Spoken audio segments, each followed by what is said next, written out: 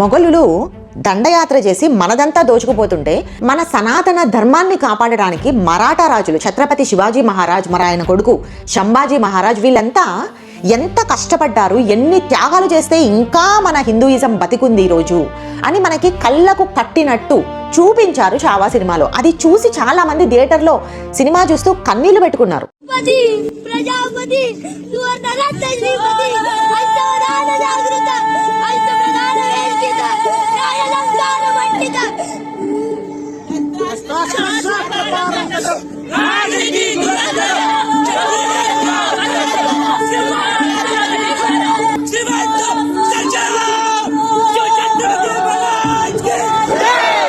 ఇలాంటి సినిమాకి సంగీతాన్ని అందించే అద్భుతమైన అవకాశం ఏఆర్ రెహమాన్కే ఇచ్చారు.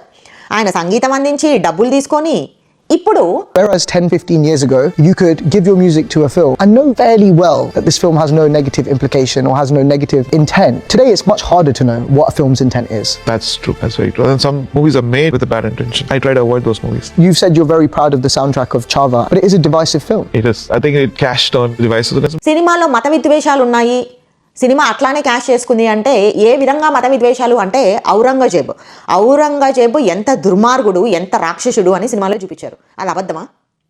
My problem with a film like that is that every time a negative act is taking place on screen and the character is chanting Subhanallah, Mashallah, Alhamdulillah. That's such a cliche, no? But it exists in that film. అంటే ఒక సినిమాలో ఒక మతం వాళ్ళు హీరోగా, ఒక మతం వాళ్ళు విలన్గా చూపిస్తే మత విద్వేషాలు అయిపోతాయా?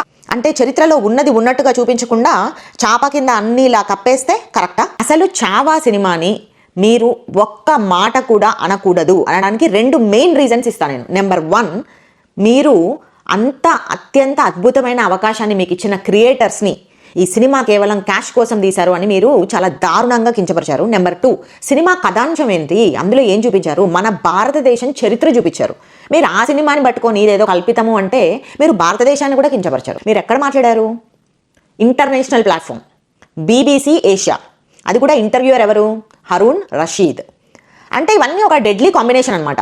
Chhaava cinema ఉద్దేశానికి, ఐడియాలజీకి connect అవ్వలేకపోయిన AR Rahman ఇప్పుడు రామాయణ్ సినిమాకి న్యాయం చేయగలడా తన మ్యూజిక్తో?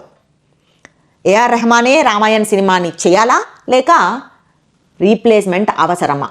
శివాజీ మహారాజ్, సంభాజీ మహారాజ్ల రేంజ్లో మనం త్యాగాలు చేయకపోయినా మినిమంలో మినిమం ఇలాంటివి జరిగినప్పుడు, చూసినప్పుడు, మన చెవిన పడ్డప్పుడు మన వాయిస్ రైజ్ చేయటం is the minimum possible thing we can do. Thank you.